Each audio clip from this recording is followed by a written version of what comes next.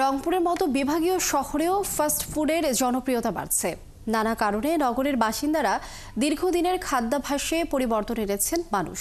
তাদের অভিযোগ, নগরীতে ফাস্ট ফুডের প্রচুর দোকান হলেও বেশিরভাগ জায়গায় স্বাস্থ্যবিধি মানা হচ্ছে না।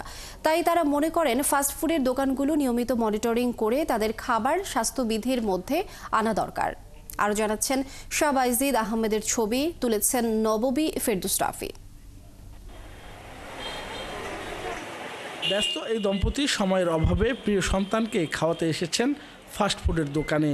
পেট ভরাতে শিশুটির মুখে যে খাবার তুলে দিচ্ছেন তা কতটুকু স্বাস্থ্যসম্মত তা তিনি নিশ্চিত নন। ক্রেতারা বলছেন তারা কখনোই এই খাবারের মান নিয়ন্ত্রণে কোনো কর্তৃপক্ষকে কাজ করতে দেখেননি। আসলে তো স্বাস্থ্যসম্মত অতটা হবে না, মানে এমনিতে ভাল লাগে। জেনে শুনে বাচ্চাকে আসলে কেউ কখনো তো বিষ খাওয়ায় না ভাই।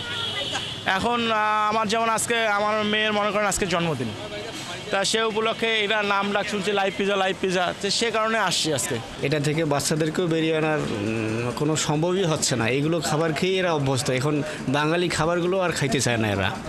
ক্রেতাদের আরও অভিযোগ, নানান স্বাদের খাবার বিভিন্ন বয়সী মানুষকে টেনে আনছে এইসব দোকানে।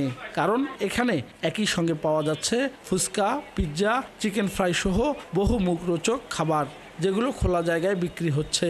ভাজার সময় ব্যবহৃত তেলের স্বাস্থ্যবিধি নিয়ন্ত্রণ করা হচ্ছে না। যদিও এই অভিযোগ মানতে নারাজ ফাস্টফুড ব্যবসায়ীরা।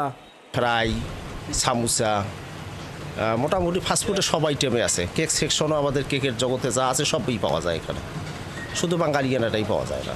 ওই সমস্ত ওই আইটেমগুলাই নাই আমাদের। যেহেতু ফুডের মধ্যে তো যেটুকু ভালো রাখা যায় অতটুকু আমরা চেষ্টা করি।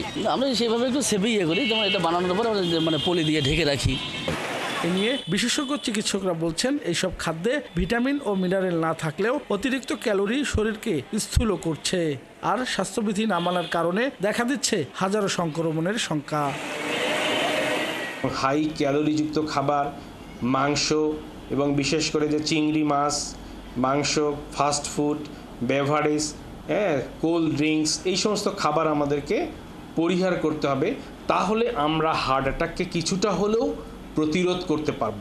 ফাস্টফুডে অভ্যস্তদের কেউ কেউ দিয়েছেন নাগরিক জীবনের ব্যস্ততার অজুহাত, আবার কেউ বলছেন সামাজিকতা রক্ষা করতেও আজকাল নিয়মিত ফাস্টফুড খেতে হয়। শাহবাইজিদ আহমেদ, ৭১, রংপুর।